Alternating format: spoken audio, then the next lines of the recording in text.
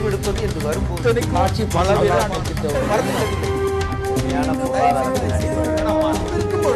எதிர்த்து பேசிட்டு. வணக்கம். நேர்பட பேசு நிகழ்ச்சியில் உங்களை சந்திப்பதில் மகிழ்ச்சி. வங்கிகளை தனியார் மயமாக்குவது, வங்கிகளை இணைப்பது உள்ளிட்ட மத்திய அரசின் முயற்சிகளுக்கு எதிர்ப்பு தெரிவித்தும், வாராக்கடனை வசூலிக்க முறையான நடவடிக்கை எடுக்க வேண்டும் என்று மத்திய அரசை வலியுறுத்தும் கோரிக்கைகள் உட்பட பல்வேறு கோரிக்கைகளை மையமாக வைத்து வங்கி ஊழியர்கள் இன்று நாடு தழுவிய வேலைநிறுத்த போராட்டத்தில் ஈடுபட்டார்கள். சுமார் 10 லட்சம் வங்கி ஊழியர்கள் இந்த வேலைநிறுத்த போராட்டத்தில் பங்கேற்றதாக வங்கி ஊழியர் தொழிற்சங்கங்கள் புள்ளி விவரங்களுடன் செய்தியை வெளியிட்டிருக்கின்றன. மத்திய அரசு பொதுத்துறை வங்கிகளை சீரமைப்பதற்காக தாங்கள் எடுக்கக்கூடிய நடவடிக்கைகளுக்கு தொழிற்சங்கங்கள் ஒத்துழைப்பு நல்க மறுக்கின்றன என்கிற குற்றச்சாட்டை ஒருபுறத்தில் தொடர்ச்சியாக வைத்து வருகின்றது. ஆனால் வாராக்கடனை வசூலித்து நஷ்டத்தில் இயங்கக்கூடிய வங்கிகளை லாபத்தின் பக்கம் திசை திருப்ப மத்திய அரசு தொடர்ந்து சுணக்கம் காட்டி வருவதாக தொழிற்சங்க தரப்பில் பல்வேறு குற்றச்சாட்டுகளும் வைக்கப்பட்டுள்ளன. நீதிமன்றங்களே வாராக்கடன் பட்டியலை வெளியிடுமாறு அறிவுறுத்தியும் மத்திய அரசு வாராக்கடன் பட்டியலை வெளியிடாது ஏன்? வங்கிகளை இணைப்பதன் மூலமாக அரசு எடுக்கக்கூடிய சீர்திருத்த நடவடிக்கை எந்த அடிப்படையில் விளைகிறது? ஒரு பக்கம் பொதுத்துறை வங்கிகளை இணைத்துவிட்டு மறுபுறத்தில் தனியார் வங்கிகளுக்கு அனுமதி வழங்குவது எந்த மாதிரி நடவடிக்கை என பல கேள்விகள் இதை ஒட்டி எழுந்திருக்கின்றன. இன்றைக்கு இந்த தலைப்பில் நாம் நமது நேர்பட பேச முறையில் விவாதிக்க இருக்கிறோம். நம்மோடு பொருளாதார நிபுணர் திரு அருண்குமார் தவே, வங்கி ஊழியர் சங்கங்களின் மூத்த அனுபவம் பெற்ற திரு CH வெங்கடாச்சலம், பாரதிய ஜனதா கட்சியைச் சேர்ந்த திரு ராமசுப்ரமணியன் மற்றும் மார்க்சிஸ்ட் கம்யூனிஸ்ட் கட்சியைச் சேர்ந்த திரு கனகராஜ் ஆகியோர் பங்கேற்கிறார்கள். தொடர்ந்து விவாதிக்கலாம். திரு வெங்கடாச்சலம், நான் உங்களிலிருந்து தொடங்குறேன். ஒரு நீண்ட அனுபவம் வாய்ந்த ஒரு தொழிற்சங்கவாதி நீங்க. தொழிற்சங்க போராட்டங்கள், கோரிக்கைகள் வலியுறுத்தி நடைபெறுவது அப்படிங்கிறதெல்லாம் ஒரு பக்கத்தில் வைத்து கொண்டாலும், மறுபுறத்தில் மறுசீரமைப்பு, பொருளாதார சீர்திருத்தத்திற்காக நாங்கள் பொதுத்துறை வங்கிகளை இணைக்கிறோம் அப்படின்னு அரசு சொல்ற அந்த பார்வையிலிருந்து நீங்கள் எப்படி மாறுபடுகிறீர்கள்? இந்தியாவுக்கு சீர்திருத்தம் கண்டிப்பாக தேவை. இந்திய பொருளாதாரம் முன்னேற வேண்டும். அதுக்கு வங்கிக்கு மிகப்பெரிய பங்கு இருக்கின்றது. கடந்த ஒரு 45-50 ஆண்டுகளில் வங்கித்துறை முன்னேறி இருக்குன்னு சொன்னாலே அதுக்கு அடிப்படையே இந்த பொதுத்துறை வங்கிகள் தான். அதில் இருக்கக்கூடிய பலவீனங்கள் பல இருக்கின்றன. அதையெல்லாம் நீக்கி இன்னும் பொலிவாக நாட்டுக்கு உதவக்கூடிய வங்கிகளாக அதை எப்படி மாற்றுவது, இதுதான் பிரச்சனை. இதற்கு வங்கிகளை இன்றைக்கு இணைப்பதோ, தனியார் மயம் செய்வதோ, அரசாங்கத்துடைய மூலதனத்தை குறைத்துக் கொள்வதோ இது ஒரு மாற்று வழியாக இருக்காது என்ற கருத்து தான் எங்களுது. இன்னும் அதிகமாக அரசு தலையிட்டு இந்த வங்கிகளை ஒரு பொலிவாக நடத்துவதற்கு எல்லா முடிவுகளையும் எடுக்கணும். அதுக்கு நாங்கள் முழுமையாக ஒத்துழைக்க தயார். வாடிக்கையாளருக்கு நல்ல சேவை கொடுக்கணும், நிறைய மக்களுக்கு கடன் கொடுக்க வேண்டும், இதெல்லாம் தேவையானது. அதற்கு என்ன செய்ய வேண்டும் என்று தொழிற்சங்கத்தோடு பேசாமல் மற்ற நாடுகளை பார்த்து, அந்த நாடுகள்லாம் அதிக அனுபவம் மோசமாக இருக்கின்றது. அமெரிக்கா உட்பட நாடுகளில் இந்த சீர்திருத்த கொள்கைகள் எதுவுமே அவங்களுக்கு உதவி அளிக்கவில்லை. அப்படி இருக்கும்போது அதையே நம்ம இங்கே எதற்காக உதாரணமாக எடுத்துக்கொண்டு நம்ம வங்கியை சீரழிக்க வேண்டும் அப்படிங்கிறதான் எங்களுடைய விமர்சனம். அதனால மாறுபட்டு அதை எதிர்த்து நாங்கள் எங்களுடைய போராட்டங்கள் நடத்தி கொண்டே இருக்கிறோம். கேபிட்டல் டிஸ்இன்வெஸ்ட்மெண்ட் அப்படிங்கிறது நீங்க 90களுக்கு பிறகே பல இடங்கள்ல, அதுவும் பப்ளிக் செக்டர்ல அரசு நடைமுறைப்படுத்தக்கூடிய ஒரு விஷயமாக மாறிவிட்டது. அதன் மீது பல்வேறு விமர்சனங்கள் இருந்தாலும், வங்கித்துறையில இப்ப அந்த கேபிட்டல் டிஸ்இன்வெஸ்ட்மெண்ட் பண்றதன் மூலமாக, இல்ல மெர்ஜர்ஸ் வங்கிகளை இணைப்பதன் மூலமாக என்ன பிரச்சனை ஏற்படும் நினைக்கிறீங்க? அதாவது டிஸ்இன்வெஸ்ட்மெண்ட் என்பது 51% வரைக்கும் அரசு வைத்துக் கொண்டு 49 வெளியில கொடுக்கலாம். அது பொதுத்துறை என்று சொல்கின்றார்கள். அது தேவையா வங்கித்துறைக்கு என்பது இரண்டாவது விஷயம். ஆனால் அது சட்டத்தில் அனுமதி இருக்கு. அந்த 51க்கும் கீழே நாங்கள் போவோம் என்று சொன்னா இந்த வங்கிகள் தனியார் மயம். இந்த வங்கி தனியார் மயத்தில் இருக்க பிரச்சனையே இன்னைக்கு இந்தியாவில் வங்கித்துறையில பாத்தீங்கன்னா 116 லட்சம் கோடி மக்கள் பணம் இதுல புழங்குகின்றது. அப்போ மக்கள் பணத்தை வைத்துக் கொண்டு இருக்கக்கூடிய ஒரு துறை, மக்கள் அந்த சேமிப்புக்கு பாதுகாப்பு என்ன? பொதுத்துறையா தனியார் துறையா? அரசாங்க துறையில் இருக்கும்போது பாதுகாப்பா இருக்கின்றது. தனியார் துறையில கசப்பான அனுபவம் தான். கடந்த 40 ஆண்டுகளில் ஒரு 40 வங்கி ரொம்ப சிறப்பாக துவங்கிவிட்டு இன்றைக்கு மூடி இருக்கிறாங்க. இந்தியாவிலேயே, உலகத்தை பற்றியே பேச தேவையில்லை. அப்போ மக்கள் ஒரு சேமிப்பு, ஒரு பாதுகாப்பு. ஏன்னா மக்கள் சேமிப்பு நாட்டு வளர்ச்சிக்கு தேவையான மூலதனம் என்று பார்க்கிறோம். அதுக்கு பாதுகாப்பு வேணும். நாட்டு வளர்ச்சிக்கும் பொதுத்துறை வங்கிகள் மூலமாகத்தான் முன்னுரிமை கடன், அது விவசாயமாக இருந்தாலும், வேலைவாய்ப்பு திட்டங்களாக இருந்தாலும், வறுமை ஒழிப்பாக இருந்தாலும் சரி, கல்வி கடனாக இருந்தாலும், சுகாதாரம், விவசாயம், கிராமப்புற வளர்ச்சி, கட்டுமானம், எல்லாத்திற்கும் இந்த வங்கிகள் கொடுக்கின்றன. வெறும் லாப நோக்கு மட்டும் இல்லாமல் சமுதாய வளர்ச்சியோடு இணைந்த ஒரு வங்கித்துறை என்று பார்த்தீங்கன்னா பொதுத்துறை. அதை இன்றைக்கு அரசு 51க்கு கீழே அவங்களுடைய மூலதனத்தை குறைத்து விட்டால் இது தனியார் மயப்போ என்று ஆகும்போது மக்களுடைய இந்த சேமிப்பு தனியார் கையிடம் போய் சிக்கிவிடும். அது நல்லது இல்லை என்று நாங்கள் நினைக்கிறோம். அதே மாதிரி இணைப்பு, நம்ம இணைப்பு பற்றி அடுத்த கட்டங்களில் பேசலாம். திரு ராமசுப்ரமணியன், நீங்க உலகம் முழுவதும் பயணிக்கக்கூடிய அனுபவம் பெற்ற ஒரு நபர், அரசியலை தாண்டி பொருளாதாரம் போன்ற விஷயங்கள் இருக்கிறீங்க. நீங்க இன்னைய வேர்ல்டு சிச்சுவேஷன் எடுத்துக்கொண்டால் பல இடங்கள்ல தனியார் மயக்கப்பட்ட வங்கிகள்ல பல்வேறு சிக்கல்கள், வங்கிகள் இழுத்து மூடுதுன்னு நம்ம 2008 2009 காலகட்டங்கள்ல மிகப்பெரிய வீழ்ச்சியெல்லாம் பார்த்திருக்கோம். ஒரு புறத்துல வங்கிகளை இணைக்கிறோம் மெர்ஜஸ் அப்படின்னு அறிவித்துட்டு, மறுபுறத்தில் தனியார் வங்கிகளுக்கு அனுமதி கொடுப்பது என்பது என்ன மாதிரியான சீர்திருத்தம்? தனியார் வங்கிகள் இன்னும் ஒரு தீண்டத்தகாதவை, அவெல்லாம் சரியா வேலை செய்யலை அப்படிங்கிற மாதிரி ஒரு அர்த்தம் இல்லை. நீங்கள் சொன்னது போல இப்ப நமது நாட்டில் 2018 பேசல் நார்ம்ஸ் 3 அப்படிங்கிறதுல நம்ம கொண்டு வர வேண்டும்.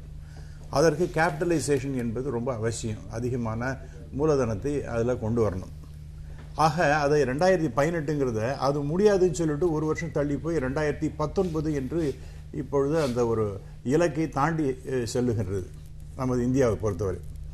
அதில் எதற்கு காரணம் அப்படின்னா, ஒரு பிரச்சனை என்னன்னா, நமது வங்கிகளில் மிகப்பெரிய நஷ்டங்கள் வந்து கொண்டே இருக்கின்றன. என்பிஏ நம்ம மதிப்புக்குரிய வெங்கடாச்சலம் அவர்களோட நான் பலமுறை இதை 7-8 வருஷமாக நான் பேசிக்கொண்டிருக்கேன். என்பிஏ என்பது மிகப்பெரிய பிரச்சனையாகத்தான் இருக்கின்றது. அது மட்டும் இல்லாமல் எஃபிஷியன்சி என்று பார்த்தீர்கள் என்றால், ஏதோ தனியார் வங்கிகள் ஒரு 40 வங்கிகள் மூடப்பட்டு விட்டனா 40 வருஷத்தில் அப்படின்னு ஒரு புள்ளி வரத்தை சொல்லுகின்றார். அதே போல இந்த அரசாங்கம் மட்டும் இந்த பணத்தை மேலே மேலே மேலே போடலைன்னா நமது பொதுத்துறை வங்கிகள் அப்படின்னு பார்த்தீங்கன்னா அவைகள்லாம் பல மூடப்பட்டிருக்கணும். எனக்கு என்னென்னா உங்களுக்கு சொல்ல முடியும். முதல்ல நீங்கள் பார்த்தீங்கன்னா இந்தியன் பேங்கை பற்றி சொல்லலாம்.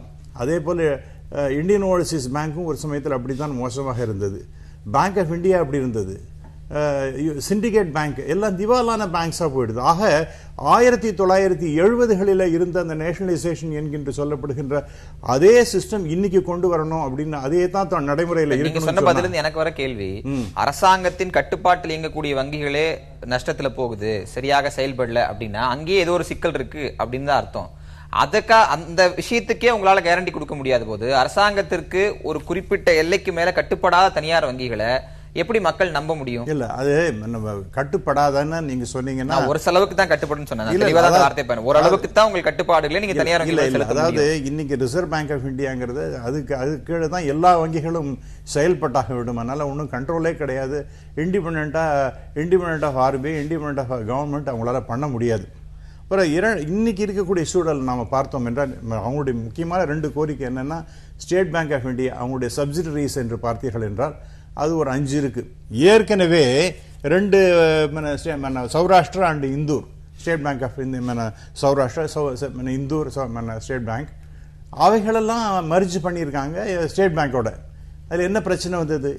அதே டெக்னாலஜி, ஒவ்வொரு எம்ப்ளாயீஸுக்கு எந்த விதமான பிரச்சனையும் கிடையாது. ரொம்ப சுமூகமாக நன்றாக வேலை செய்து கொண்டிருக்கின்றது இந்த ஸ்டேட் பேங்க் மர்ஜர், இந்த 2 வங்கிகளும். அதை தவிர இன்னைக்கு 5 அதே போல பாட்டியாலா, ஹைதராபாத் போன்ற மற்ற 5 சப்சிடரிஸ். அதில் கிட்டத்தட்ட 80% ஷேர்ஸ் ஸ்டேட் பேங்க் ஆஃப் இந்தியாட்ட தான் இருக்கு. தேர் ஆல் சப்சிடரிஸ். 51% மேலே போனாலே அவங்களுடைய கண்ட்ரோலில் தான் வரணுங்கிற மாதிரி இருக்கு. அப்படி இருக்கும் பொழுது அதையே நாம் மர்ஜ் பண்ணினோம்னா it is going to be a very larger bank. அதனால ஸ்டேட் பேங்க் ஆஃப் இந்தியா கொண்டு யாருக்கோ கொடுக்க போறதில்லை. இருக்கிற சப்சிடரிஸை ஒன்றாக இணைத்து அதை இன்னும் பெரிசாக ஆக்க வேண்டும். அதனால ஸ்ட்ரைட்டாவே உங்களுக்கு ஒரு அட்வான்டேஜ் கிடைக்கும். எப்படி சொல்லுகிறேன் திரு ராமசுப்ரமணியன் சொல்றது மேலோட்டமாக பார்க்கும்போது, ஸ்டேட் பேங்க் ஆஃப் பிகானேரை நாங்க ஸ்டேட் பேங்க் ஆஃப் இந்தியாவோட சேர்த்தும் போது ஒரு லார்ஜர் நெட்வொர்க்கினுடைய மெயின் ஃபங்க்ஷனரி அது மாறுது. அது நல்லது தானே அப்படின்ற புரிதல் வர்றது இயல்புதான். அதுக்கு பின்பு இருக்கிற விவாதங்களை என்னாலையும் புரிந்து கொள்ள முடிகிறது. வங்கி ஊழியர் சங்கத்தை சேர்ந்தவங்க அடிப்பில் நீங்க இதை எப்படி பாக்குறீங்க? அதாவது இந்தியாவுக்கு வங்கி இணைப்பு தேவை கிடையாது. பெரிய வங்கிகள் இந்தியாவுக்கு தேவை கிடையாது. சிறந்த வங்கிகள், சாதாரண மக்களுக்கு உதவக்கூடிய வங்கிகள், இதுதான் யதார்த்தம். உலகத்தில் இருக்கக்கூடிய பெரிய வங்கிகளோடு நாங்கள் போட்டி போட வேண்டும் என்று சொன்னால் பெரிய பேங்காக போட வேண்டும். அதுக்கு நமக்கு தேவையே கிடையாது. உலக வர்த்தகத்தில் இந்தியாவுடைய பங்கு என்பது 1.5 அப்படின்னு சொல்றாங்க சதவிகிதம் தான். ஆக உலக போட்டிக்கு தேவையில்லை. பெரிய வங்கி என்றால் ஒரு சிறந்த வங்கி, திறமையான வங்கி என்று சொல்ல முடியாது. மிகப்பெரிய வங்கிகள் உலகத்தில் இன்னைக்கு எங்கே போயிருக்குன்னு தெரியல. ஆக இந்தியாவுக்கு நான் ஸ்டேட் பேங்க் பெரிய வங்கியாக மாற்ற வேண்டும் என்று தேவையே கிடையாது. இந்த 5 வங்கிகளும் அது ஏதோ ஸ்டேட் பேங்க் என்று அவங்க துவக்கிய ஒரு துணை வங்கி கிடையாது. அன்றைக்கு இதெல்லாம் மன்னருக்கு சொந்தமாக இருந்த 5 வங்கிகள் 7 வங்கிகளாக இருந்தது. அது அன்றைக்கு சட்டத்தின் அடிப்படையில் எப்படி வல்லபாய் பட்டேல் பல ஊர்களை எல்லாம் அவங்கெல்லாம் அந்த மன்னர்கிட்ட இருந்து வாங்கினாங்களோ அந்த மாதிரியாக இந்த வங்கிகளை அது ஸ்டேட் வங்கிக்கு துணையாக இருக்கிறோம் என்று சொல்லி அவர்களுக்கு அந்த காம்பன்சேஷன் கொடுத்து அசோசியேட் பேங்க் என்று துவக்கினாங்களே ஒழிய இது ஸ்டேட் பேங்க் ஏதோ அவங்க மூலதனம் போட்டு அவங்க துவங்கிய வங்கி அதனால அவங்க எப்ப வேண்டாலும் எடுத்துக்கொள்ளலாம் என்பது சரி கிடையாது. 2வது நெட்வொர்க் குறையும். பல கிளைகளை மூட போகின்றோம் என்று இப்ப சொல்லி இருக்கிறாங்க. ஆனால் நெட்வொர்க் அதிகமாகாது. பெரிதாக ஆக்க வேண்டும் என்றால் ஸ்டேட் பேங்க் நிறைய கிளைகளை துவக்கலாம். ஆனா ஸ்டேட் பேங்க்ல 1 லட்சம் கோடி வராக்கடன் இருக்கிறது, பல சிக்கல் இருக்கு. அதெல்லாம் மறைப்பதற்காக இது லாபத்தில் இயங்கக்கூடிய திறமையாக இங்கே வந்து கொண்டிருக்கக்கூடிய இந்த 5 வங்கிகளை அதோட இணைத்து அந்த வங்கியுடைய பலவீனங்களை மூடுவதற்காக எடுத்துட்டு வரேன் உங்கள்கிட்ட. சீர்திருத்தம் அப்படின்னு பேசும்போது பிரைவேடைசேஷனுக்கு ஒரு முக்கியமான ரோல் இருக்கிறது பாலிசியிலேயே வைத்துக்கொண்டுதான் தொடர்ச்சியாக செயல்படுத்தி வருகிறார்கள். ஆனா அதை ஒரு கண்ணை கட்டிக்கொண்டு எல்லா இடங்களிலும் தனியார் மயம் அப்படின்னு பார்த்த முடியுமா? வங்கி போன்ற சேவைத்துறையில் ஒரு சாமானிய மனிதனுடைய கடைசி கட்ட பொருளாதார நம்பிக்கை இருக்கக்கூடிய விஷயங்களில் பிரைவேடைசேஷன் அப்படிங்கிற ரிஸ்கை எடுத்துதான் ஆகணுமா? இது பிரைவேடைசேஷன் பார்க்கக்கூடாது, ஒரு ரீஸ்ட்ரக்சர்னு பார்க்கணும். ரிஃபார்ம்ஸுங்கிறது அண்ட் 25 இயர்ஸாக நம்மளோட ரிஃபார்ம்ஸ் தான் நம்மளுக்கு கை கொடுத்துருக்கு. இன்னைக்கு ஒரு வல்லரசுன்னு ஓரளவுக்கு நம்ம சொல்லிட்டு இருக்கோம்னா இதுக்கு 91ல் ஆரம்பிச்சது தான். அண்டு இதுக்கு பேங்க்ஸ் சைடில் ஒரு காமன் மேனாக நான் என்ன பார்க்குறேன்னா அடிக்கடி ஸ்ட்ரைக்குன்றது இதுக்கு ஒரு சொல்யூஷனே கிடையாது. இவங்களோட டிமாண்ட்ஸை இன்னைக்கு பார்த்தீங்கன்னா கூட ஒரு லேமேனா நான் புரிஞ்சுக்கிட்டது என்னன்னா ஸ்டேட் பேங்க் மெர்ஜர் நடக்குது, ஒரு 5 பேங்க்குள்ள நடக்குதுன்னா அந்த பேங்க் எம்ப்ளாயிஸே அதை சப்போர்ட் பண்றாங்க. 80% ஆஃப் எம்ப்ளாயிஸே சில யூனியன்னாலே இவங்களுக்கு இங்க இருக்கிற ஒரு யூனியன் இருக்கு, ஸ்டேட் பேங்க்ல சில யூனியன் இருக்கு. ஸோ யூனியனுக்குள்ள இவங்களுக்கு என்ன ஒரு பவர் ப்ராப்ளம் இருக்கலாம், பவர் யூனியன்ஸ் ஹோல்டு, அந்த யாருக்கு என்ன ஹோல்டுன்றது அது ஒரு இஷ்யூவா இருக்கலாம். பட் ஸ்டாஃப் சப்போர்ட் பண்ணாங்க, ஸ்டேக் ஹோல்டர்ஸ். இப்போ இது யாருக்கு பெனிஃபிட்னா ஒரு கஸ்டமரா இருந்து அவங்களுக்கும் அது பெனிஃபிட் இல்ல, உள்ள இருக்கிற எம்ப்ளாயிஸ்க்கும் இல்ல. அதே மாதிரி டிஃபால்டர்ஸ் லிஸ்ட்டை டிக்ளேர் பண்ணணும்னு சொல்றாங்க. யாரு அது யூனியன் கையிலேயே நீங்க இப்ப எம்ப்ளாயிஸ் 10 லட்சம் பேர் எப்படி நீங்க பங்கேற்றிருப்பாங்க? இல்ல நீங்க 80% பேர் பங்கேற்கல அப்படின்னா 10 லட்சம் பேர் பாத்தீங்கன்னா வராதவங்களும் உங்களுக்கு ஸ்ட்ரைக்கு சப்போர்ட் பண்றாங்கன்னு சொல்ல முடியாது. அதே மாதிரி டிஃபால்ட் லிஸ்ட் இவங்க கிட்டயும் இருக்கு. அது மட்டும் இல்லாம இன்னைக்கு இவங்க ரிஃபார்ம்ஸ் சொல்றது அகைன்ஸ்ட் ரிஃபார்ம்ஸ் சொல்றது என்னன்றது எக்ஸாக்டா டெஃபினேஷன் இல்ல. அதாவது ரிஃபார்ம்ஸ் ஜெனரலா சொல்லிட்டு போயிறாங்க. இன்னைக்கு நம்ம கிட்ட 27 பப்ளிக் செக்டார் பேங்க் இருக்கு, அதுல 19 நேஷனலைஸ், 93 கமர்ஷியல் சாதாரண சாமானியனா தான் கேக்குறேன். நான் ஒரு அரசு வங்கியிலே பணத்தை கொண்டு போய் மூலதனமா சேமிப்புலாம் நான் வைக்கிறேன், அது எனக்கு வாழ்க்கையில பல இடங்கள்ல பயன்படுது அப்படின்னா ஒரு கேரண்டி இருக்கும். குறைந்தபட்சம் அந்த அரசின் பணம் நாளைக்கு முறையிடுவதற்கு எனக்கு அரசுன்ற ஒரு இயந்திரம் இருக்கிறது, நான் முறையிடலாம். ஆனா அதே விஷயம் நான் ஒரு தனியார் வங்கியில போடணும்னு ஒரு நிர்பந்தத்துக்கு ஆளாகும் போது நான் என்ன பண்ண முடியும்? இல்லையே, இன்னைக்கு உங்களோட பேங்க் எஜுகேஷன் லோன் இன்னொரு ரிலையன்ஸ் கிட்ட தான் கொடுத்துருக்காங்க ரெக்கவரி பண்றதுக்கு. சோ அதையும் கொடுத்துருக்காங்க. இன்னைக்கு ஐடிபிஐ பத்தி இவங்க சொல்றாங்க ஷேர். ஐடிபிஐ முன்னே பிரைவேட்டா தானே இருந்தது, அதுக்கப்புறம் தான் திருப்பி அதே பொசிஷன் தான் போகுது. எல்லா பேங்க்குமே முன்ன பிரைவேட்டா தான் இருந்தது. இன்னைக்கு நம்ம பாத்தீங்கன்னா ஐசிஐசியும் உங்களுக்கு HDFC நல்லா ஃபங்க்ஷன் ஆகுதா இல்லையா? பிரைவேட் பேங்கே கிடையாது, அதான் சொல்றேன். கவர்மெண்ட் ஐசிஐசிஐ இல்ல ஒரு இப்ப பண்றது கூட ஐசிஐசி முன்ன ஒரு பர்பஸ்க்கு ஆரம்பிச்சாங்க, இண்டஸ்ட்ரியல் கிரெடிட் இன்வெஸ்ட்மெண்ட் கார்பரேஷன் தான் ஆரம்பிச்சாங்க. HDFC அப்படிதான் ஹவுசிங் டெவலப்மெண்ட் ஆரம்பிச்சாங்க. இன்னைக்கு அது பேங்கா இருக்கு. ஏற்கனவே இந்த ரெண்டுமே பாத்தீங்கன்னா இன்னைக்கு அவங்களோட பொசிஷன் என்னது அவங்களுக்கே தெரியும். 74% ஃபாரின் ஸ்டேக் ஹோல்டர்ஸ் தான் இருக்காங்க. அது ரெண்டுமே இப்ப இந்தியன் பேங்கே கிடையாது. அதுல இந்தியன் ஷேர் இந்தியன்ஸ் ரூல் பண்றாங்க. மேனேஜ்மென்ட் எந்த HDFCயும் ஐசிஐசிஐ தமிழ்நாட்டில் இருக்கிற ராமநாதபுரத்தில் இருக்கிற ஒரு குக்கிராமத்துல கிளை வைத்திருக்கிறார்கள். அங்கு வரைக்கும் சேவை யார் எக்ஸ்டெண்ட் பண்ணிருக்காங்க. நீங்க மெட்ரோ சிட்டிஸை தாண்டி இந்த நீங்க சொன்ன இந்த இரு வங்கிகள் என்ன மாதிரியான சேவைகளை வழங்கி கொண்டிருக்காங்க? எல்லா இடத்துலயுமே என்ன மாதிரி சேவைகள் வழங்கி விவசாயிகளுக்கு கடன் கொடுக்க மாட்டாங்க, கடன் கொடுக்க மாட்டாங்க, சாதாரண மக்களுக்கு கடன் கொடுக்க மாட்டாங்க. பேங்க் அதுக்கு ரூரல் பேங்க்ஸ் எல்லாமே இருக்கு. பேங்கோட பர்பஸ் நேஷனலைஸ் பேங்க்ஸோட ரோலையோ அதோட இதையே யாருமே கிரிட்டிசைஸ் பண்ணல. பட் ஒரு irreversible பொசிஷன், அது ஒரு கண்டினியூஸ் ப்ராசஸ் வேற. இது ஒரு ஸ்ட்ரைக் மூலமா இன்னைக்கு அப்போஸ் பண்றது தான் தேவையில்லை. And we have to flow with the trend. Technology எந்த வழியா வெளிப்படுத்தணும்னு நினைக்கிறாங்க? பல இடங்கள்ல போஸ்டர்ஸ் கொடுக்கறாங்க, நோட்டீஸ் கொடுக்கறாங்க, முறையிடுறாங்க, இறுதியாக ஸ்ட்ரைக் வராங்க. ஸ்ட்ரைக் தான் அடிப்படை உரிமை தானே. இன்னைக்கு ஏடிஎம்ல இதுனால லாஸ் பாத்தீங்கன்னா 20,000 25,000 crores இன்னைக்கு ஃபாரின் எக்ஸ்சேஞ்ச் ஒரு எக்ஸ்போர்ட்டர் இம்போர்ட்டர் அஃபெக்ட் ஆகும். டிடி எடுக்கணும்னா அஃபெக்ட் ஆகும். உங்களுக்கு மியூச்சுவல் ஃபண்ட்ஸ்ல டெய்லி ரேட் சேஞ்ச் ஆகும். அதெல்லாம் இன்வெஸ்ட் பண்ணணும். So strike may not be the right solution and frequent strikes. இது ஒரு காமன் மேனா பார்க்கறோம். அண்ட் ரிஃபார்ம்ஸ் ஒரு irreversible பத்தி பேசலாம். டெக்னாலஜின்றது நம்ம ரிஃபார்ம்ஸ் பண்ணுவோம். திரு கனகராஜ், ரிஃபார்ம்ஸ்ன்றது irreversible அப்படின்னு சொல்றாரு. 25 ஆண்டு கால ரிஃபார்ம்ல தான் வல்லரசுன்னு ஓரளவுக்கு சொல்லிக்க முடியுதுன்னு திரு தவே கிளைம் பண்றாரு. வல்லரசுன்னு சொல்லக்கூடிய ரிஃபார்ம்ஸை இடதுசாரிகள் ஏன் தொடர்ச்சி எதிர்க்கிறீங்க?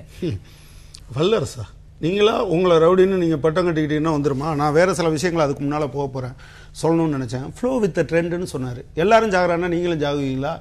அமெரிக்காவில் இதெல்லாம் அமுல்படுத்தினான்ல, எத்தனை பேங்க்ரப்ட் ஆச்சு? தூக்கி உங்களால் நிறுத்த முடிஞ்சுதா? பேசல் 3 பற்றி சார் சொன்னார். அந்த ஊரில் வாங்கிட்டு நீங்கள் சப்ரைம் கிரைசிஸ் எல்லாம் வந்த பிறகு அது ஒன்றும் திரும்ப அவங்களால வர முடியல. நீங்கள் அவங்க கூட அமுல்படுத்த மறுக்கிறான். அதை நீங்கள் ஏன் அமுல்படுத்தணும்னு நினைக்கிறீங்க? அமுல்படுத்தலைன்னா ஐ சேலஞ்ச் இட். அவங்க அமுல்படுத்தலை. ரெண்டாவது நான் என்ன சொல்கிறேன், இது ஏதோ பப்ளிக் செக்டார் பேங்க்கெல்லாம் ரொம்ப நஷ்டத்தில் இருக்கிற மாதிரி நான் உங்கள்கிட்ட சொல்ல விரும்புகிறேன். தோழர் சிஹெச் சொன்னார், 69 வரை 559 பேங்க்கு பிரைவேட் பேங்க்கு பேங்க்ரப்ட் ஆச்சு. 69க்கு பின்னால் 23 பேங்க் போச்சு. குளோபல் ட்ரஸ்ட் பேங்க்கு திரு மன்மோகன் சிங் ஆரம்பிச்சு வச்சது 1100 கோடி ரூபாய் நட்டத்தோடு ஓரியன்ட் பேங்கோட கொண்டு போய் இணைச்சிங்க.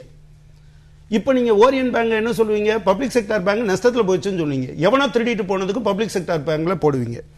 பேங்க் ஆஃப் தஞ்சாவூர்னு ஒன்று இருந்தது, அது இந்தியன் பேங்கோட இணைச்சிட்டாங்க. Bank of Thanjavur private bank நஷ்டத்தில் போனதுனால மக்கள் பணத்தை திருடிட்டு போயிட்டதுனால அங்கே போட்டாங்க. பேங்க் ஆஃப் தமிழ்நாடு ஐஓபியோட இணைச்சாங்க. Bank of Cochin private bank ஏமாத்தினாங்க, எஸ்பிஐயோட இணைச்சாங்க. பாரத் ஓவர்சீஸ் பேங்க்னு ஒன்று இருந்தது, நஷ்டத்தில் போய் மக்கள் பணம்லாம் போன பிறகு இந்தியன் ஓவர்சீஸ் பேங்கோட இணைச்சாங்க. அதே போல் நீங்கள் யுனைடெட் மெர்ச்சன்ட் பேங்க்னு ஒன்று இருந்தது, ஐடிபிஐயோட இணைச்சாங்க. இதெல்லாம் நஷ்டத்தில் போன பிரைவேட் பேங்க்ஸ். என்னமோ அது நீங்கள் உலகத்தில் கம்பீட் பண்ணோம். நான் என்ன கேட்குறேன், பிரைவேட் பேங்க்னால என்ன லாபம்? ஏகப்பட்ட சார்ஜஸ். நான் என்ன கேட்குறேன், ஏடிஎம்மில் போய் பணம் எடுத்தால் 5 தடவைக்கு மேலே எடுத்தால் 20 ரூபாய்னு சார்ஜ் பண்ணுறான். என்னென்னா அவங்க சர்வீஸ் பண்ணுறாங்க. ஆனால் நீங்கள் அங்கே போனீங்கன்னா குறைஞ்சபட்சம் 2 ஸ்டாஃப் இன்வால்வ் ஆவாங்கன்னு நினைக்கிறேன். உங்களுக்கு எலக்ட்ரிசிட்டி, அந்த இடம், இது அவ்வளவும் சேர்ந்தது. இதில் 1/10 கூட வராது. இதை எப்படி நீங்கள் நியாயப்படுத்துறீங்க அப்படின்னு தெரியல. ரெண்டாவது, இந்த பேங்க் ஆரம்பிக்க போகிறவங்க, ப்ரைவேடைஸ் பண்ணுறவங்கலாம் யார்? நீங்கள் 1,25,000 கோடி ரூபாய் கடன் வச்சிருக்கக்கூடிய ரிலையன்ஸு அடியால் வேலை பார்த்து இதை பண்ணுமா? என்ன நியாயம் இது? நீங்கள் அது யோக்கியதாம்சம் என்னன்னு இப்போ உங்களுக்கு லெனின் விஷயத்தில் உங்களுக்கு தெரிஞ்சது. அதில் கூட 16 மாதமா தோழர்கிட்ட கேட்கணும். ஆக்சுவலாக உங்கள் படித்து முடித்த பிறகு ஒரு குறிப்பிட்ட காலம் வரை அவங்ககிட்ட கேட்கக்கூடாதுன்னு இருக்குது. அதுக்கு பின்னால் தான் நீங்கள் போகணும். ஆனால் அதுக்கு முன்னாலே அடியால் வேலை பார்க்குறான். நீங்கள் 100% கடனை வைத்துக்கொண்டு அதில் நீ 45% கொடுத்தா போதும், 15% இப்போ கட்டு, மீதிய 15 வருஷம் வரை கட்டுங்கிறத ஒரு படிக்கிறவனுக்கு நீங்கள் கொடுப்பீங்களா? இப்போ தோழர் அதை சொல்லும்போது சொன்னார், நீங்கள் எங்கேயாவது விவசாய கடனை அவங்க கொடுத்துருக்காங்களா, கிராமப்புறத்தில் உருவாக்கியிருக்காங்க. நான் என்ன கேட்குறேன்னா, நீங்கள் இதெல்லாம் சொல்லும்போது இப்போ லாஸ்ட் இயர் அநேகமாக தோழர் இன்னும் நல்லா சொல்லக்கூடும், 1,25,000 கோடி ரூபாய் இவங்க லாபம் அடைஞ்சிருக்காங்க. சார் சொன்னார், ராமசுப்ரமணியன் சார், இவ்வளவு பணத்தையும் கொடுக்கலைன்னா இவ்வளவு நின்றுருக்காது, நஷ்டமாயிருக்கும்னு. ஆனால் திருப்பி கொடுத்த பணம் லாஸ்ட் இயர் மட்டும் இந்த பேங்க், பப்ளிக் செக்டார் பேங்க்கு ஏர்ன் பண்ண தொகை 1,35,000 கோடி ரூபாய் லாபம் மட்டும். ஆனால் இந்த பிரைவேட்டில் உட்கார்ந்து ஏமாத்திட்டு போனவங்கிட்ட நான் என்ன கேட்குறேன், இதில் வரக்கூடிய என்பிஏவை வாங்கி கொடுக்காமல் இருக்கிற தவே சார் ரொம்ப நல்லா அப்படியே எவேட் பண்ணி போனார். என்ன பிரச்சனைனா, பேங்க் கையில் இருக்க கொடுக்கலாமே. நான் என்ன கேட்குறேன், நீ திருடினவன் இன்னாரு, கொடுக்காதவன் இன்னாருன்னு சொல்றதுக்கு பேங்க் ஏன் வரமாட்டேனுது, கவர்மெண்ட் ஏன் வரமாட்டேனுது, கோர்ட்டு சொன்ன பிறகு ஏன் வரமாட்டேனுது? இவங்க எல்லாரும் என்ன கேட்குறாங்கன்னா, ஏன் பேங்க் சொல்லாமே? நான் சொல்றது இல்லை, மல்லையா கடன் வாங்கி விட்டார் என்று நான் சொல்வதில்லை பிரச்சனை. அதிகாரப்பூர்வமாக ஒரு பேங்க் இத்தனை பேர் லிஸ்ட் வச்சிருக்கான்னு சொல்றதில்லை என்னங்க பிரச்சனை? அது எதுவுமே இல்லையே. அடுத்ததாக நான் சொல்ல விரும்புகிற விஷயம், இப்போ சமீபத்தில் பப்ளிக் செக்டார் பேங்க்கு அவங்க சேர்மன்லாம் சேர்ந்து கூட்டம் போட்டாங்க. திரு மோடி அவர்களும் அருண்ஜேட்லி அவர்களும் கலந்து கொண்டார். அவங்க என்ன கேட்குறாங்க, எங்களுக்கு ப்ரையாரிட்டி செக்டாரில் லோன் கொடுக்க வேண்டாம்னு சொல்லு, ரூரல் ஏரியாவில் நான் பிரான்ச் திறக்க வேண்டாம்னு சொல்லு, இன்ஃப்ராஸ்ட்ரக்சர் லெண்டிங் நான் கொடுக்க வேண்டாம்னு சொல்லு, உட்கட்டமைப்புகளுக்கான லோனை கொடுக்க வேண்டாம்னு சொல்லு, ஆர்டிஐலேருந்து என்னை எக்ஸம்ட் பண்ணு, இதெல்லாம் ப்ரைவேட்டுக்கு இருக்கிறது. சிவிஜி சீஃப் விஜிலன்ஸ் கமிஷனர் யாரும் என்னை கேள்வி கேட்கக்கூடாது, ரைட் டு இன்ஃபர்மேஷனில் நான் வரக்கூடாது. இதெல்லாம் பண்ணாய்னா நான் போல்டு டெசிஷன் எடுப்பேன் அப்படின்றாங்க. நீங்கள் ஏமாத்துறதுக்கு பேர் போல்டு டெசிஷன். எல்லாத்துலையும் டிரான்ஸ்பரன்சி பெறுவீங்க. ஒரு நிமிஷம் மன்னிக்கணும், அவர் ஸ்டேட் பேங்க்கு வேற எங்கேயும் திசை திருப்பி அந்த வாராக்கடனை வசூலிக்கிறது ரிலையன்ஸை கொடுத்தாங்க. அது ஸ்டேட் பேங்க் வேண்டியதான் கொடுத்தது. கவர்மெண்ட் டிசிஷன் எடுத்தது இருக்குல்ல, அதெல்லாம் கவர்மெண்ட் ஒன்றும் எடுக்கல சார். அது State bank of India, it is a decision taken by State bank of India. அவங்க ஆக்ஷன்ல ஸ்டேட் பேங்க் சார் ஒரே விஷயம், மாணவர்கள்ட்ட வாங்க வேண்டிய கடன் ஒரே விஷயம் ஒரு தனியார் கிட்ட கொடுத்து அது சார் இது இருக்கு நல்லாவே தெரியும். சஃப்ராசி ஆக்ட பத்தி நல்லாவே தெரியும் அவருக்கு. இது சஃப்ராசி ஆக்ட் இன்னைக்கு நேற்றுக்கு வேலை 2002லயே வந்து சமாச்சாரம். அந்த சஃப்ராசி ஆக்ட் படி தான் இந்த மாதிரி பணத்தை வாங்குவதற்கு மேல யூனிட்ஸை நாம செலக்ட் பண்ணலாம். எவ்வளவு பேரை செலக்ட் பண்றோம் அதுல இது ஒண்ணு. ஆண்டு இப்ப வந்து கல்வி கட்டணம் கொடுக்கறது சார், இட் இஸ் ரெக்கவரி. அந்த ரெக்கவரியை பத்தி தான் இருங்க தயவுசெய்து நாம இங்க வந்து let us make it as a healthy discussion. நான் வந்து நீங்க எல்லாரும் சேர்ந்து சத்தம் போட்டா அப்புறம் அர்த்தமே இருக்காது. அடுத்தது முக்கியமான பாயிண்ட், ரெண்டு விஷயத்தை முக்கியமாக இவங்க முன்னிறுத்துகிறார்கள் இன்னைக்கு ஸ்ட்ரைக்குங்கிறது. ஒன்று, இந்த ஸ்டேட் பேங்க் ஆஃப் இந்தியா சப்சிடரிஸை அவங்களோட மர்ஜ் பண்றது ஒன்று. ஐடிபியை 49% கொண்டு வருது. இதை பத்தி மற்றதெல்லாம் இருக்கு. அது அதுக்கு நான் சொல்றேன். ஐடிபிஐங்கிறது முக்கியமானது. முன்னாடிலாம் இட் வாஸ் ஃபினான்ஷியல் இன்ஸ்டிடியூஷன். அவங்க என்ன பண்ணுவாங்கன்னா லோன் கொடுப்பாங்க. மன்னிக்கணும், அதுக்கு முன்னாடி நிறைய விஷயங்கள் நீங்க விளக்க வேண்டி இருக்கிறதுனால அந்த கேள்வி நான் கேட்கிறேன். நீங்க வந்து பிரைவேடைஸ் பண்றதுல என்ன பிரச்சனை? நீங்க வந்து வசூல் கொடுக்கறதுல வந்து அரசாங்கம் இல்ல ஸ்டேட் பேங்க் அவங்களோட அட்டானமிக் பவர்ல கொடுத்துட்டாங்க அப்படின்றாங்க. இது வந்து நீங்க சொல்லும் போது டெக்னிக்கலா புரிஞ்சுக்க முடியுது, ஸ்டேட் பேங்க் தன்னுடைய அதிகாரத்தில் கொடுத்து விட்டதுன்னு. ஆனா இன்றைக்கு வங்கிகள் அப்படி அரசியல் சார்பற்ற முடிவுகள் எடுக்கிற அளவுக்கு சுதந்திரமா செயல்படுது. இதுல ஒண்ணு அதுல தான் முக்கியமா ரிலையன்ஸ் போன்ற இவ்வளவு பெரிய தொகையை அரசின் அனுமதி இல்லாம அரசு ஒப்பு இல்லாம கொடுத்துட முடியல. நான் உங்கள்கிட்ட தயவுசெய்து சொல்ல விரும்புவதுன்னா சர்ஃபராசி ஆக்ட் படி யாரு கொடுக்கலாம் அப்படிங்கறத பத்தியே ரொம்ப அது யாருக்கும் வேணா இஷ்டத்துக்கு கொடுக்க முடியாது. உங்களுக்கோ எனக்கோ எல்லாருக்கும் சேர்ந்து கொடுத்துடலாம் தனியார் முடியாது. அதுக்குன்னு there are certain rules and regulation. Action பண்றதுக்கு ரூல்ஸ் எல்லாம் இருக்கு. இதெல்லாம் மிஸ்டர் வெங்கடாயலத்துக்கு நல்லாவே தெரியும். அண்ட் ஆக்ஷனிங் வந்து ரொம்ப டிரான்ஸ்பரண்டாக இருக்கணும் அப்படின்னு அதுல ஒரு கம்பெனி வந்து ரிலையன்ஸ்ங்கிறது தான். அதனால அவங்களுக்கு கொடுத்துருக்காங்களே ஒழிய அதை பத்தி நாம குறை சொல்றதுங்கிறது நீங்க நிறைய பேசிட்டீங்க. ஒரு நைஸ் நான் சொல்றத நீங்க தயவுசெய்து கொஞ்சம் புரிஞ்சுங்க. கால மாற்றத்துக்கு நீங்க அக்செப்ட் பண்ணியாகணும். அவர் வந்து இவ்வளவு பணம் கொடுத்திருக்கேங்கிறார். இது வரைக்கும் கேபிட்டல் இன்ஃபியூஷன் எவ்வளவு தெரியுமா பேங்க்ஸுக்கு? I am talking about public sector bank which he will definitely substantiate and corroborate with me. என்னன்னா 1,18,000 கோடி ரூபாய்கள் வந்து கேபிட்டல் இன்ஃபியூஷன் வருஷம். நான் கேளுங்க சார், இப்போ இந்த வருஷம் பட்ஜெட்ல உண்டு 25,000. இன்னும் சொல்ல போனால் அந்த பாசல் 3 நாம் படி அந்த நீங்க சொன்னீங்களா 2008 நிறைய பேங்க்ஸ் எல்லாம் மூடப்பட்ட அதற்கு பிறகுதான் ரொம்ப டைட்டனிங் ஆயிட்டு இப்பெல்லாம் ரொம்ப அவ்வளவு ஈஸியா வந்து யூ cannot do ஜாது in banking. அமெரிக்கா அமல்படுத்துச்சு. I am talking about அதான் சார் டைம் கொடுத்திருக்காங்க நான் சொல்லிட்டு இருக்கேன். நீங்க பண்ணாங்களான்னு கேட்டா 2018 இருக்கிறது. நம்ம இந்தியாவை பொறுத்தவரை 2019 வரணும். அதுக்கு அந்த கேபிட்டல் இன்ஃபியூஷன் ஒண்டி எவ்வளவு தெரியுமா? பப்ளிக் செக்டர் அண்டர்டேக்கிங்க்கு 4 லட்சம் கோடி ரூபாய் எங்க இருக்கு பணம்? இந்த வருஷம் பட்ஜெட்ல போட்டு 25,000 கோடி.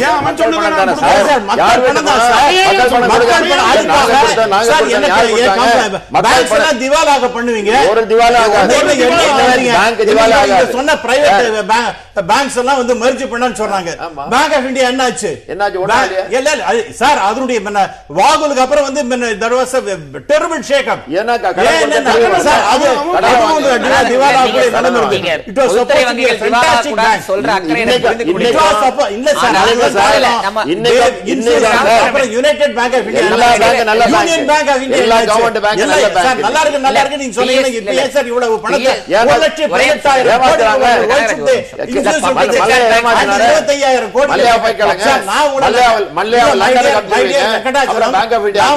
நான் பேசி இருக்கிறோம். மறுபடியும் என்பிஏ பத்தி பேசலாம். பப்ளிக் செக்டர் பேங்கோட லாஸ் எதனால வருதுங்கிறதையும் பேசலாம். இடைவேளைக்கு பிறகு பேசலாம். என்பிஏ அப்படின்னு சொல்ற இந்த வாராக்கடன் பற்றி இந்த விவாதம் ஒரு முக்கியமான திசைக்கு வந்துதான் ஆகணும். ஏன்னா முக்கியமான கோரிக்கையா இருக்கிறது. வாராக்கடனுக்கு காரணம் பொதுத்துறை வங்கிகளினுடைய செயல்பாட்டின்மை, இன்எஃபிஷியன்சி, முறையாக பின்பற்றாத விதிமுறைகள் அப்படின்னு சொல்றதா, இல்ல அவர்களுக்கு இருக்கக்கூடிய ஒரு பொலிட்டிக்கல் பிரஷர், கடுமையான அரசியல் அழுத்தத்தின் காரணமாக பெரும் முதலாளிகளுக்கு அவர்கள் கடன் தர வேண்டிய நிர்பந்தமும் அதை திரும்ப பெற முடியாத ஒரு சூழலும் இருக்கிறது அப்படிங்கிற வார்த்தை எடுத்துக்கலாம். இட்ஸ் அ காம்பினேஷன் ஆஃப் போத்னு சொல்லலாம்.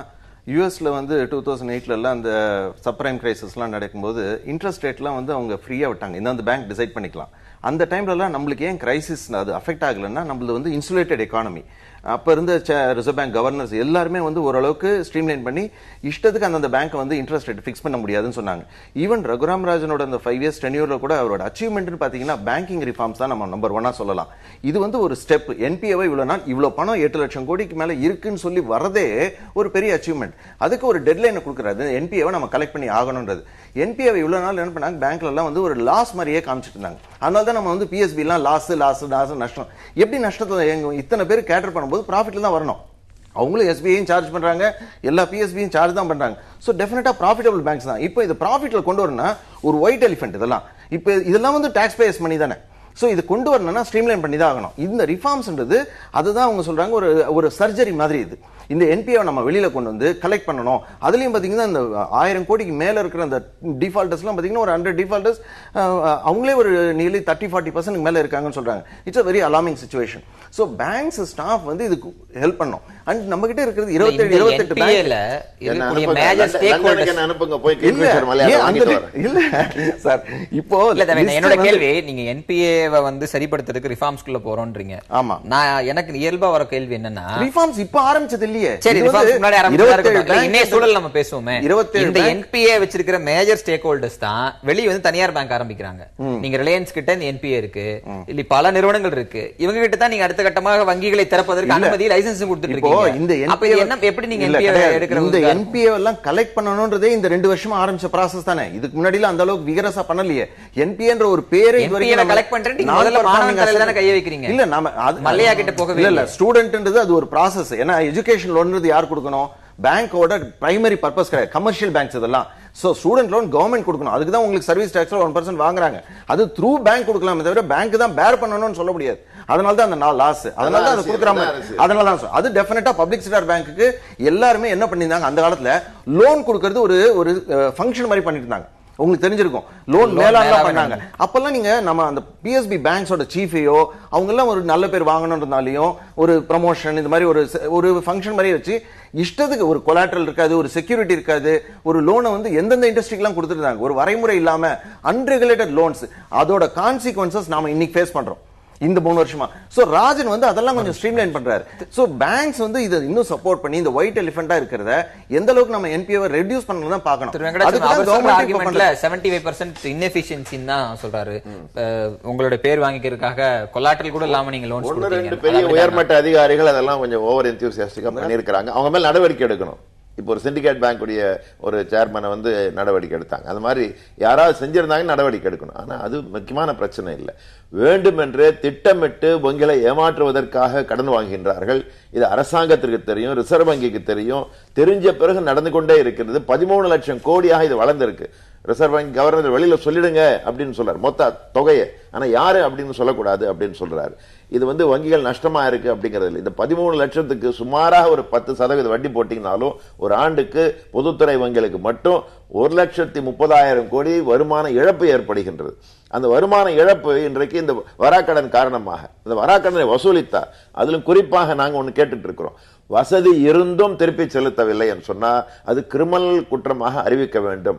கிரிமினல் நடவடிக்கை எடுத்து அந்த பணத்தை ஜப்தி செய்து வங்கிக்கு பணத்தை பெற வேண்டும். இது ஏன் இன்னைக்கு அரசாங்கம் ஒரு சின்ன ஒரே ஒரு லைன்ல ஒரு சட்டை இன்னைக்கு மாத்தணும், அவ்வளவுதான். அதே நீ கொண்டு வர மாட்டேங்கிறாங்க. பெரிய வராக்கடன் இருக்கு என்று சொல்றாங்க. வசூலிப்பதற்கு ஒண்ணுமே கிடையாது. சர்ஃபேசி ஆக்டோ டிஆர்டிஓ சாதாரண வீடுக்கு வாங்குவதற்கு கடன் வாங்கினா சர்ஃபேசியில போயிட்டு அவனை மிரட்டுறாங்க. இன்னைக்கு ஸ்டூடெண்ட் வந்து மிரட்டிக்கிட்டு இருக்கிறாங்க. பெரிய ஆட்கள் மீது இவங்க கை வைப்பதே கிடையாது. காரணம் அரசியல் தான். இவங்க தேர்தலுக்கும் அவங்களுக்கும் இன்னைக்கு மறைமுகமாக நேர்முக தொடர்பு இருக்கின்ற காரணத்தால கார்பரேட் மேல கையே வைக்கிறது கிடையாது. அவங்க தான் கொள்ளை அடிச்சுக்கிட்டே இருக்காங்க. இதுல ஒரு முக்கியமான விஷயம் என்னன்னா, ஏதோ பிரைவேட் செக்டர் நான் அவங்களுக்கு சப்போர்ட் பண்றேன்னு அர்த்தம் இல்லை. அவங்க மேஜர் இன்னும் சொல்ல போனா ஒரு 6 லட்சம் கோடி ரூபாய்கள் அவங்கள்ட்டே தான் வரணும் அப்படிங்கிறது உண்மை. அதே நேரத்தில் public sector undertaking, I am not talking about banks, நிறைய இப்போ ஹிந்துஸ்தான் போட்டோ ஃபிலிம்ஸ் இந்த மாதிரிலாம் எடுத்துட்டீங்கன்னா இன்னைக்கு வாராக்கடன் வெளியில வந்ததுல அதுல வந்து ஒரு மேஜர் போர்ஷன் வந்து இந்த மாதிரி பப்ளிக் செக்டர் 3% தான் சார். பப்ளிக் செக்டார் 3% நீங்க ஒரு இம்ப்ரஷன் கிரியேட் பண்ணுங்க. இல்ல இம்ப்ரஷனே இல்ல சார். 3% தான் பப்ளிக் செக்டார் உடைய டிஃபால்ட். 97% private sector. இல்ல நான் சொல்றத கேளுங்க. அதாவது டெஃபினட்டா பப்ளிக் செக்டார் அண்டர்டேக்கிங் அது வந்து ஒரு முக்கியமான கான்ட்ரிபியூட்டரிங்கிறதுல அது let it be any percentage. இவர் சொல்றது 3% இல்ல, நான் சொல்றது என்னன்னா இருங்க, அதுவும் they are also contributory, அதனால ஒண்ணும் சந்தேகமே இல்ல. நான் சொல்றது இன்னொரு டவுட் வருது, அதுக்கு விளக்கம் கொடுத்துருங்க. ஒரு நிமிஷம் நான் சொல்றேன். ஒரு நிமிஷம் விளக்கம் கொடுத்துருங்களேன். நீங்க பிஎஸ்யூஸ் வந்து இழுத்து மூடப்பட்டது, அவங்க வாங்கின கடன், நீங்க அதுல டிஸ்இன்வெஸ்ட் பண்ணது இந்த அரசு தானே. அவர்களை நஷ்டத்துக்கு இன்னொரு முக்கியமான என்பிஏ பொதுத்துறை நிறுவனங்கள் பண்ணிடுறேன். நீங்க இப்போ இண்டோ பிலிம் சொல்றீங்க, பொதுத்துறை நிறுவனங்கள் வங்கியில கடன் வாங்குறாங்க. அந்த பொதுத்துறை நிறுவனங்கள் கடனை வைத்து தொழில் செய்வதற்கு அரசாங்கம் ஊக்குவிக்க வேண்டும். அவங்களுக்கு போட்டியாக தனியார் துறை அனுமதித்து விட்டு அந்த பொதுத்துறை சரியா நடத்த முடியல, அந்த கடனை திருப்பி கொடுக்க. இன்னொரு முக்கியமான அப்புறம் என்பிஏங்கிறது டெஃபினட்டா இவரும் என்னோட அக்ரி பண்ணுவார்னு நினைக்கிறேன்.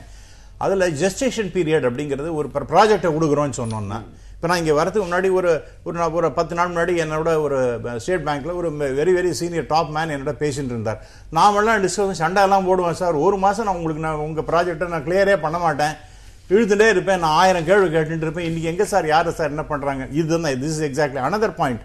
இந்த ப்ராஜெக்ட் அப்ரைசலில் என்னென்ன ப்ராஜெக்ட் எவ்வளோ நாள் ஜெஸ்டேஷன் பீரியட்னு இருக்குது. இதில் இந்த முக்கியமான என்பிஏன்னு எடுத்துட்டீங்கன்னா அதெல்லாம் வந்து சோ கால்டு அந்த இன்ஃப்ராஸ்ட்ரக்சர் அப்படிங்கிற மாதிரி ஸ்டீல், சிமெண்ட், பவர், அப்புறம் இப்போ நீங்கள் சொல்லக்கூடிய இந்த மல்லையா போன்ற இந்த ஏரோப்ளேன், இந்த மாதிரி கேஸுகள்லாம் இதெல்லாம் நீங்கள் ஜெஸ்டேஷன் பீரியடுங்கிறது அதிகமான, அவங்க வந்து 5 வருஷத்தை நான் கொடுப்பேன் அப்படிங்கிற மாதிரி போடுறதே தவறானது. அது ஒரு முக்கியமான பாயிண்ட். அடுத்தது அதனால ஒரு டெவலப் ஆகிட்டே போயிருக்கு. ஏன்னா அந்த மாதிரி பீப்புள் தான் நிறைய இன்னைக்கு மாட்டின் முடிக்கிறான். அவனும் மாட்டின்னு இருக்கான், பேங்க்ஸும் மாட்டின்னு இருக்கு, மக்களும் அதனால விழிப்பு இருக்கின்றாங்க, கவர்மெண்ட்டும் மாட்டின் முடிக்கிறது. அதனால இது ஒரு டெஃபினட்டா இதெல்லாம் சரியான முறையில் அப்ரைசலே பண்ணல. அது யார் சார், உங்க ஆட்கள் என்ன சார் பண்ணிட்டு உட்காந்து இருந்தாங்க? நான் கேட்கறது என்னன்னு நான் சொல்ல கேட்கிறேன். Because I was also part of the bank, I was also ஒரு stint, I was director of a bank. அதனால எனக்கு இதெல்லாம் பத்தி நல்ல அப்ப ஒரு கேள்வி எல்லாம் கேட்டேன், 1000 கேள்வி கேட்டு உட்காந்துருக்காங்க போர்ட் மீட்டிங்ல. இன்னைக்கு வந்து என்ன இந்த மாதிரி அப்ரைசல், அபத்தமான அப்ரைசல், அதுக்கெல்லாம் பணம் கொடுக்கணும்னு அது யாரு? It is all inefficiency. அது கவர்மெண்ட் நீங்க சொல்றது அது ஒரு பக்கம் இருந்தாலும் அது யூபிஏ கவர்மெண்ட் இருந்தா நீங்க என்ன பண்ணீங்க? 7 வருஷமா நானும் நீங்களே பேசிட்டு இருக்கோம் சார். 7 வருஷமா நீங்க என்ன பண்ணி கொண்டதுனால இல்ல, 7 வருஷம் இல்ல, 70 வருஷம் இல்ல சார். இத கேளுங்க, நீங்க போர்ட்ல சாங்க்ஷன் பண்றதுன்னு சொன்னா போர்ட்ல ரிசர்வ் பேங்க் நாமினி இருக்காரு, கவர்மெண்ட் நாமினி இருக்காரு, எல்லாரும் இருக்காங்க சார். அவங்க என்ன பண்ணாங்க சார்? நான் என்ன சொல்றேன், நான் ஒரு முக்கியமான விஷயம் இத வந்து அதிகம் அதாவது இது அந்த அப்ரைசல் சிஸ்டமே சரி கிடையாது. ஆகவே நீங்க அப்ரைசல் சிஸ்டம் பொலிட்டிக்கல் பிரஷர் இல்லாம நடக்குது. யூபிஏ கவர்மெண்ட் இதே தான் வார்த்தையை நான் சொல்லிட்டு இருக்கேன். அந்த இன்ஃப்ராஸ்ட்ரக்சர் 6-7 வருஷத்துக்கு முன்னாடி என்பிஏ இந்த அளவு கிடையாது சார். என்பிஏங்கிறது இந்த அளவுக்கு மிக பூதாகரமாக வளர்ந்தது. இப்ப சமீபத்தில் ஒரு 7-8 வருஷமா தான் வளர்ந்து கொண்டிருக்கின்றது. அதுக்கு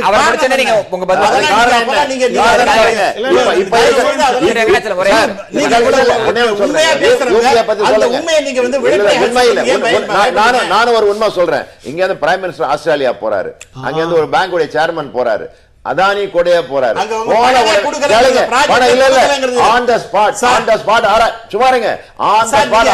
சும்மா இருங்க, 6000 கோடி கொடுத்தாங்க. அப்புறம் இங்க வந்த பிறகு எல்லாரும் ஹியூ அண்ட் கிரை ரைஸ் பண்ண பிறகு இல்ல அப்ரைசல் பண்ணோம். ஏன் அங்க உடனே கொடுத்தாங்க? இந்த அரசாங்கமும் அரசியல்வாதிகள் தான் பணம்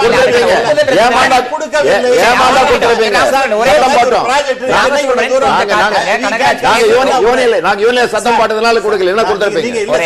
இப்ப கொடுக்க போறீங்க, இப்ப கொடுக்க போறீங்க தெரியுமா? அதுக்கு முன்னாடி 6000 கொடுக்கறேன்னு எப்படி சொன்னீங்க? ஏமாந்தா கொடுப்பீங்க, கண்டிப்பா கொடுப்பீங்க. 7 வருஷம் நீங்க என்ன சார் பண்ணீங்க? சட்டத்தை மாத்தணும்னு சொல்றோம். யூபிஏ அரசாங்கம் பண்ணாத சட்ட மாற்றத்தை நீங்க கொண்டு வாங்க.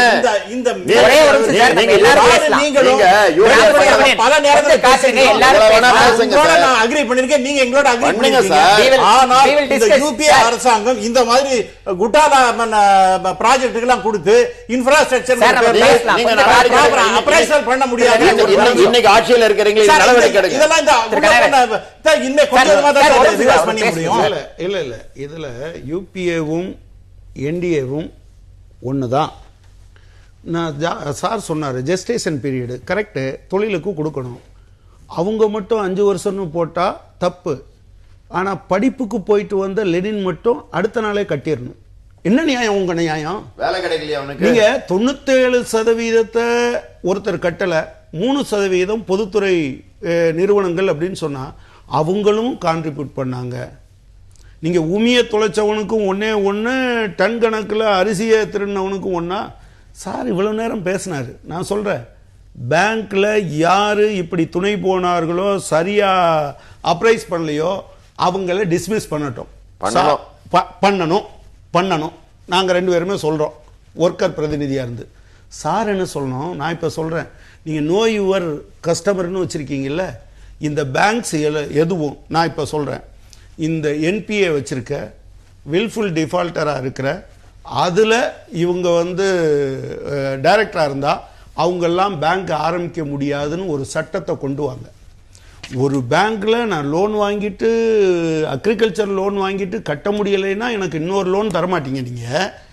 ஆனா 1,25,000 கோடி ரூபாய் கடன் வச்சிருக்கக்கூடிய ரிலையன்ஸ் போனாங்கன்னா இன்னொரு பேங்கையும் கொடுப்பீங்க, அதை வசூல் பண்றதையும் கொடுப்பீங்கிறது என்ன நியாயம்? நான் இப்ப கேட்கிறேன் உங்களுக்கு. இப்ப இருக்கிற கொள்கையின் அடிப்படையில இது போன்ற கார்ப்பரேட்டுகள் பொருளாதாரத்தில் ஒரு பெரும் பங்கை வகித்துக் கொண்டிருக்கும் போது அவர்களை வில்ஃபுல் டிஃபால்டர் அறிவிக்கிறதோ இல்ல அவர்களுக்கு புதிய சலுகைகளோ திட்டங்களோ கொடுக்காமல் இருக்கும் போது அது ஒட்டுமொத்த வளர்ச்சியை பாதிக்கின்ற வாதம்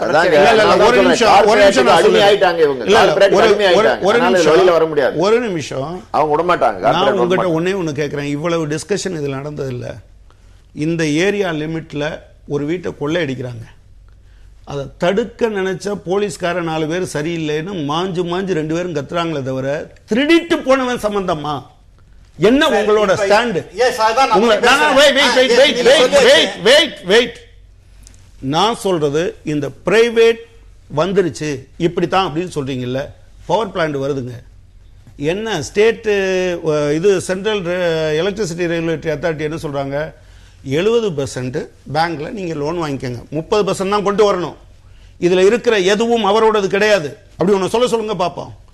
நீங்க சார் கூட சொன்னாரு 1,18,000 கோடி, 10 வருடத்தில் 1,10,000 கோடி, இந்த ஒரு வருஷம் 25,000 கோடி கொடுத்துருக்கு சார். இந்த this year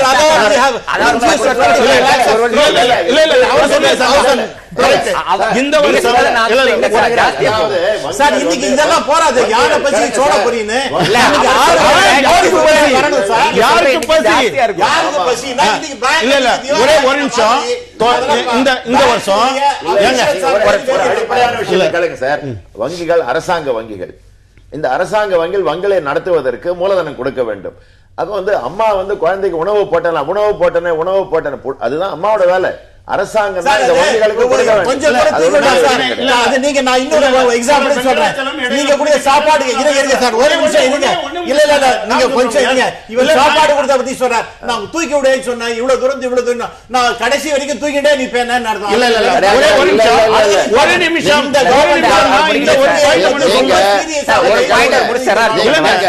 வங்கிகள் கொடுத்த வராக்கடன் வசூலிக்க சட்ட திட்டங்களை எங்களுக்கு வங்கிகளுக்கு சாதகமாக மாற்றிக் கொடுங்கள். நீங்க மூலதனமே கொடுக்க வேணாம். இல்ல தோழர் வெங்கடாச்சலம் சொல்றது ஒரு பாயிண்ட். நான் என்ன கேட்கிறேன், இந்த ஆண்டு 1,25,000 கோடி லாபம் என்பதை யாராவது மறுக்க முடியுமா? 38,000. அதே சமயத்துல 1 லட்சம் இன்னொரு பக்கம் 25,000 கோடி பணமும் உள்ள ஒரு பக்கம் வாங்குறோம். நீங்க சொல்லுங்க. இல்ல மிஸ்டர் ராமசுப்ரமணியன், அதே சமயத்துல இந்த லாபத்துல ஒண்ணு சொல்றேன் கேளுங்க. 1,38,000 மொத்த லாபம், 1,57,000 கோடி வராக்கடனுக்காக தள்ளுபடி. அதன் காரணமாக 19,000 கோடி நிகர நஷ்டம். அதன் காரணமாக அரசாங்கம் கொடுத்திருக்காங்க 1,30,000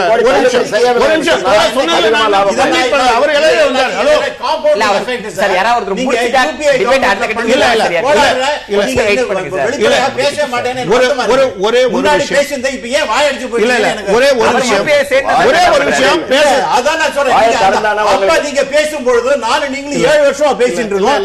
அப்ப நடந்த அநியாயங்கள் எல்லாம் பத்தி பேசுறதுக்கு இல்ல. இன்னைக்கு 2 வருஷம் 2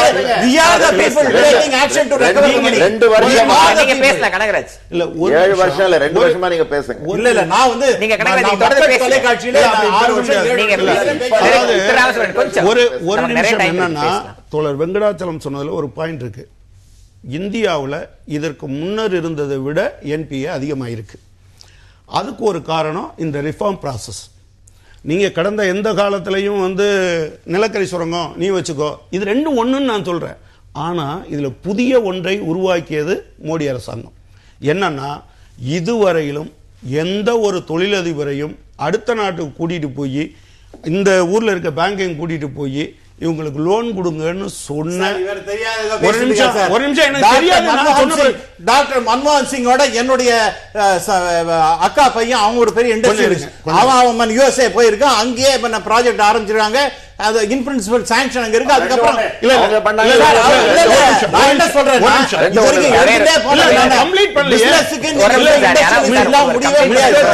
நான் கம்ப்ளீட் பண்ணவில்லை. நீங்க ஒரே ஒரு விஷயம், அதுல இது ஒரு வித்தியாசமான அம்சம். ரெண்டாவது வெங்கடாச்சலம் சொன்னதுல அதான், அதாவது இந்த பேங்க் கொட்டி அழுகிறோம்னு சொன்னாரு. இந்த கொட்டி அழுகிறதுல 1,57,000 கோடி வாங்கிட்டு தின்னுட்டு கட்டாம இருக்கிறதுக்கு என்னுடைய பணம், வங்கியினுடைய பணம் கொடுக்கப்பட்டிருக்கு. அது என்னுடைய வரி பணம். இப்ப லிபரலிசம் அப்படிங்கிற விஷயத்துக்குள்ள, லிபரலைசேஷனுக்குள்ளதான் திரு கனகராஜ் ஒரு பாயிண்ட் எடுத்து வைத்தார். இந்த காலகட்டங்களில் தான் என்பிஏ வாராக்கடன் என்பது பெருமளவு அதிகரித்திருக்கு அப்படின்னு. நீங்க வங்கிகளுடைய கடன் அதிகமாயிருக்கு சார், அதனுடைய cumulative effect, that is what I want to say. அதுக்கு முன்னாடி சார் யூபிஏ கவர்மெண்ட்ல எல்லாம் பண்ணாங்க, ரெக்கவர் பண்ணனும்னு சொன்ன ரகுராம் ராஜன் சார், இந்த ரெக்கவர் பண்ணனும்னு சொன்ன ரகுராம் ராஜன், ரெக்கவர் பண்ணனும்னு சொன்ன ரகுராம் ராஜன் இன்றைக்கு என்ன நிலைமையில் இருக்காருன்றது நம்ம பேசணும். நீங்க அரசியல் பேசாதீங்க. அரசியல் தான் பேசுறீங்க. நான் I have come here ஒரு எனக்கு எகனாமிக்ஸ் தெரியும்ங்கற ஒரு டாக்டரேட் இன் எகனாமிக்ஸ்ங்கற முறையில நான் அத நான் பேசிட்டு இருக்கேன். நீங்க பிஜேபி இதுவரை மன்மோகன் சரியில்லைன்னு நீங்க இந்த ரிசர்வ் வங்கி ஆளுநர்களில் யாராவது ஒருவர் என்னுடைய புறச்சூழல் சரியில்லை அதனால எக்ஸ்டென்ஷன் கேட்க மாட்டேன்னு சொன்ன வரலாறு உண்டா சார்? அது இந்த ஆளுநர் ஏன் செஞ்சிருக்காரு அவசியம் இல்ல சார். இப்ப எனக்கு என்னோட டெசிஷன் நான் பேச வேண்டாம், எனக்கு உடம்பு சரியில்லை என்னன்னு கேட்க முடியுமா? எனக்கு உடம்பு சரியில்லை, எனக்கு வயசாயிருச்சு. ஒரு விஷயம் நான் ரொம்ப எஸ் குருமூர்த்தி சொன்னது 100% he is right. அப்ப நீங்க 100% அதான் நான் சொல்றேன். நீங்க கல்லெடுத்து எறியீங்க உட்கார்ந்து தாராளமயமாக்கல் அப்படிங்கிற விஷயத்துக்கு வந்த உடனேயே நீங்க பல தளர்வுகளை செய்ய வேண்டியது இருக்கிறது. இந்த கொள்கைக்குள் நீங்க ஏற்றுக்கொண்ட பிறகு அந்த கொள்கை சரியா தப்பாங்கிற விவாத தனி. ஆனா அந்த அடிப்படையில் வங்கிகளினுடைய கடன் வாங்குற விஷயங்கள், மற்ற கடன் கொடுக்கிற விஷயங்கள், பல விஷயங்களை தரவுகளை சென்று விட்டு அதுல பொலிட்டிக்கல் பிரஷரையும் அப்ளை பண்ணிட்டு வங்கியினுடைய எஃபிஷியன்சி சரியில்லை, வங்கி ஊழியர்கள் நான் என்பிஏ இன்க்ரீஸ் ஆனதுக்கு காரணம் அப்படின்னு சொல்வது ஒரு பொலிட்டிக்கல் எஸ்கேபிசம் கிடையாது. அரசியல்வாதிகள் தப்பித்துக் கொள்ற முயற்சி கிடையாது. இது எனக்கு என்னமோ இது ஒரு டிரான்ஸ்பரண்ட் மெஷரா தான் தெரியுது. இப்போ இவ்வளவு என்பிஏ எங்க கிட்ட இருக்குன்னு சொல்றது, இவ்வளவு நாள் அதை லாஸ்ட்லயோ பேலன்ஸ் ஷீட்ல நீங்க குக்கப் பண்ணி காமிச்சதெல்லாம் இல்லாம இன்னைக்கு ஓப்பனா இந்த ஒரு 3 வருஷமா இன்க்ரீஸ் ஆனது காரணம் என்னன்னா, எதெல்லாம் மத்த ஹெட் ஆஃப் அக்கௌண்ட்ல இருந்ததோ லாஸ்ன்ற மாதிரி அதெல்லாம் கொண்டு வந்து இதெல்லாம் என்பிஏன்னு காமிக்க ஆரம்பிச்சிருக்காங்க. அதனால உங்களுக்கு என்பிஏ இந்த அளவுக்கு ஜாஸ்தியா இருக்கு. இனிமேல் அடுத்த ஸ்டெப் என்னன்னா இதெல்லாம் ரெக்கவரி பண்றது தான். சோ நாம we have to wait. அதுக்கு தான் டெட்லைன் கொடுக்குறாங்க. ஒன்னு. ரெண்டாவது பாத்தீங்கன்னாக்க நிறைய பேங்க்ஸ் நம்மளுக்கு இருக்குன்றது நல்லாவே தெரியும். நிறைய பேங்க்ஸ் இது ஸ்ட்ரீம்லைன் பண்ணி மற்ற கண்ட்ரீஸ்லயும் பாத்தீங்கன்னா ஸ்ட்ரீம்லைன் பண்ணி ஒரு சிங்கிள் பிரான்ச்சா இப்ப எல்ஐசி இருக்கு. உங்க பிரைவேட் செக்டார் வரும்போது தான் எல்ஐசியோட பெனிஃபிட்டும் தெரிய ஆரம்பிச்சது. அந்த மாதிரி பிரைவேட் காம்படிஷனை பார்த்து பயப்படக்கூடாது. அது ஒரு ரிஃபார்ம்ஸோட ஒரு இம்பார்ட்டன்ட். பிரைவேட் வந்த பிறகு என்ன லாபம் நான் தெரிஞ்சுக்கிறேன் கொஞ்சம். டெஃபினட்டாங்க உங்களுக்கு இல்ல இன்சூரன்ஸ்ன்றது ஒரு எல்ஐசின்னு முன்ன அதுக்கு அட்வர்டைஸ்மென்ட் கூட கிடையாது. ஒரு பாலிசி போடணும்னா கூட நம்ம ஒரு private sector, private banks, Max New York, இந்த ஐஎன்ஜி இதெல்லாம் அதெல்லாம் கரெக்ட். என்ன லாபம் தெரிஞ்சது டெஃபினட்டா சார். அதோட டர்ன்ஓவர் பாருங்க. ஏன்னா இன்னைக்கு அவேர்னஸ் இல்ல என்ன லாபம் எனக்கு அதனால இல்ல பிஎஸ்பி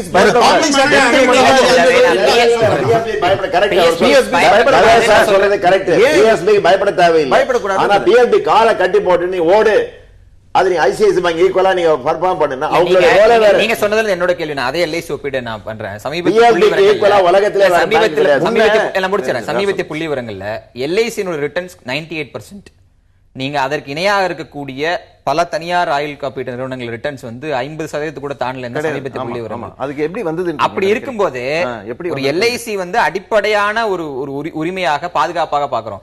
அதுலயே பிரைவேட் செக்டார் சாதிக்காத போது எப்ப தெரிய வந்தது? இல்ல பிரைவேட் செக்டார் சாதிக்காத போது நீங்க வங்கிங்கிறது அடுத்த கட்ட நம்பிக்கை தானே. எனக்கு உங்களுக்கு தெரிஞ்சிருக்கும் பிரைவேட் இன்சூரன்ஸ் கம்பெனிஸ் வரப்போது, லிபரலைசேஷன், பிரைவேடைசேஷன், குளோபலைசேஷன் சொல்லி மேக்ஸ் நியூயார்க்லாம் வரப்போதுன்னு உடனே எவ்வளவு தூரத்துக்கு தர்ணா பண்ணோம், ஸ்ட்ரைக் பண்ணோம் எல்ஐசில. ஆனா அதுக்கு அப்புறம் வந்ததுக்கு அப்புறம் பப்ளிக் இதை கம்பேர் பண்ணி முன்ன எல்ஐசினா டெத் மட்டும் தான் பேசிட்டு இருப்போம். இன்னைக்கு தான் அதுக்கு டாக்ஸ் பெனிஃபிட் இருக்கு, அதுக்கு பென்ஷன் ஸ்கீம் இருக்கு, இவ்வளவு எல்லாம் வந்து நீங்க அப்படி போறீங்க. ரீசன் வந்து other side. I am taking the other side. நீங்க எல்ஐசில போட்டு 98% ரிட்டர்ன்ஸ் வாங்கின மக்கள் பயன்பெற்று இருக்கிறார்கள்.